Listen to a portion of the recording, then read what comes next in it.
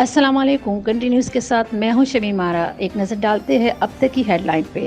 اسلام آباد high court نے اسلام آباد میں بلدیاتی انتخابات سے متعلق تفصیلی فیصلہ جاری کر دیا۔ 12 روز پہلے یونین کونسل کی تعداد کیسے بڑھا دی گئی؟ نئی رائے شماری نہیں ہوئی تو یونین کونسل کی تعداد کیسے بڑھا دی گئی؟ وفاقی حکومت کا کنڈکٹ قانون سے متصادم دکھائی دیتا ہے۔ اسلام آباد ہائی کورٹ نے الیکشن کمیشن کا بلدیاتی الیکشن کی تاخیر سے متعلق درخواست کے حوالے سے تفصیلی فیصلہ جاری کر دیا۔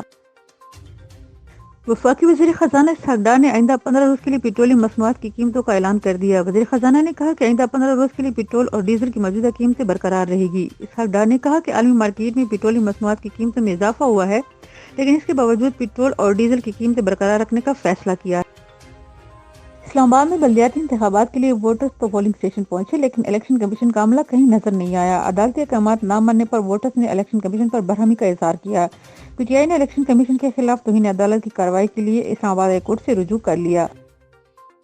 رانا ثناء اللہ کا کہنا ہے کہ عمران خان کی الیکشن پر سیاست، معیشت پر سیاست، قومی مفاد پر سیاست۔ چند گھنٹے میں شفاف الیکشن نہیں، جلد الیکشن ہو سکتے ہیں۔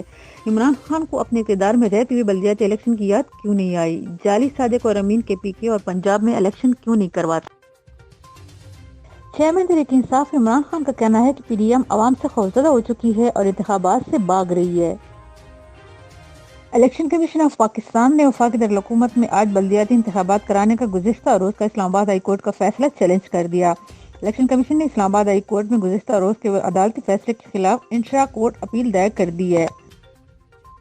لاہور ہائی کورٹ نے اراضی کے 78 سالہ پرانے تنازع کا فیصلہ سناتے ہوئے 2 سول کورٹ کے 2 رکنی بینچ کا 1952 میں دیا گیا فیصلہ کالعدم قرار دے دیا۔ اسد عمر کا کہنا ہے کہ امپورٹڈ حکومت عوام سے خوفزدہ ہے، ہم میدان میں موجود ہیں، ہمارا مقابلہ کرے۔ اسد عمر نے الیکشن کمیشن کے خلاف سخت کارروائی کا مطالبہ کر دیا۔ کراچی میں موٹر سائیکل سواری کی 2 روز کے لیے ڈبل سواری پر پابندی عائد کر دی گئی ہے۔ کمشنر کراچی کی جانب سے جاری کی گئی ہدایت نامے میں کہا گیا ہے کہ کراچی میں 31 دسمبر تا 1 جنوری تک ڈبل سواری پر پابندی ہوگی۔